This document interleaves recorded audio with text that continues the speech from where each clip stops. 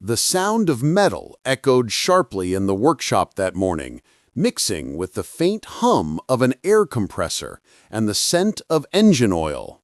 But underneath that familiar chaos, something deeper was brewing. A moment that would change several lives forever. Daniel bent over the open hood of an old sedan, his hands smeared with grease and his eyes tired from working through the night. He wasn't supposed to be here this early, but he had promised himself that no customer would ever leave this place helpless, especially not someone who reminded him of his late mother. And when the frail elderly woman arrived with trembling hands and a car that refused to start, he didn't see a job, he saw a human being in need. Daniel had been working at Velocity Auto Service for barely 6 months. He was young, just 22, but life had aged him faster than his years. His father had been a factory worker, gone too soon in an accident that left Daniel as the sole breadwinner for his younger sister. Money was always tight, and the boss, Mr. Peter, a strict man with years of experience and little patience, constantly reminded him that kindness didn't pay the bills. Daniel never argued. He needed the job more than anything. But deep inside, he couldn't silence the voice that told him helping others mattered more than profit.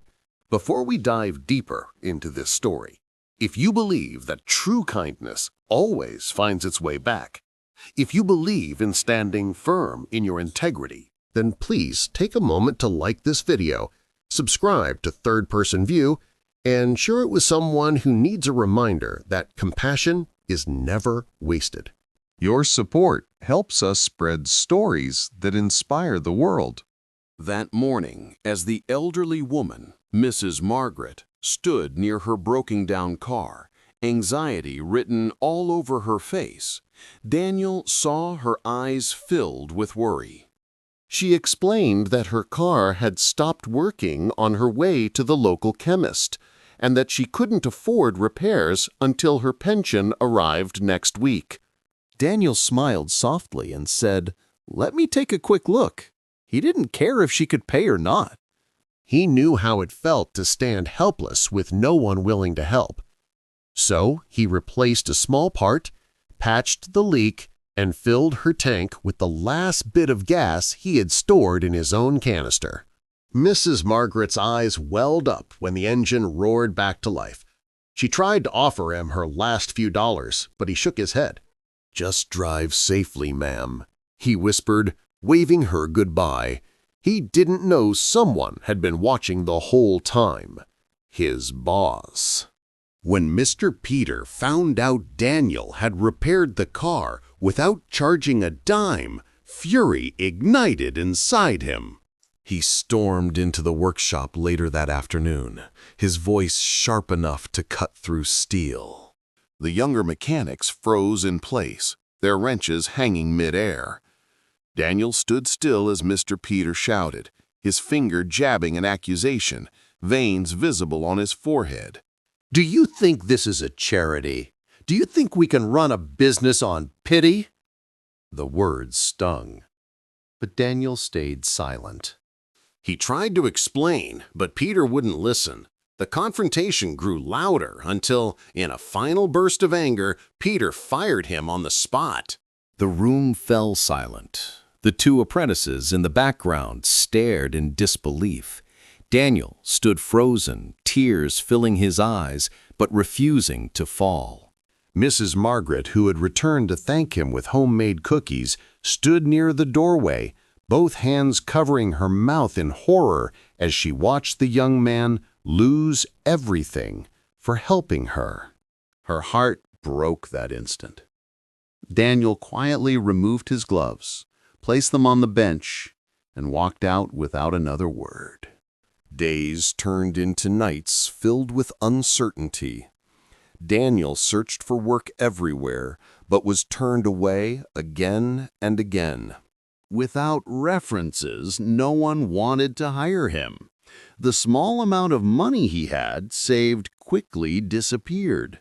His sister, unaware of what had happened, kept asking why he seemed so worried. He told her everything was fine, but the truth weighed heavily inside him.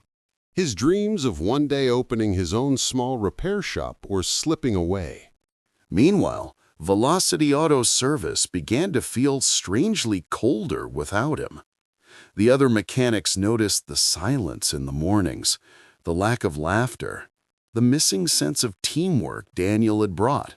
Customers began to complain too. Daniel's honesty had earned their trust, and without him, many stopped returning. But the real turning point came 3 days later, when Mr. Peter received an unexpected visitor, Mrs. Margaret. She arrived with her cane, her soft lavender cardigan neatly buttoned, and a determined look in her tired eyes. She approached the boss, her voice trembling, but clear.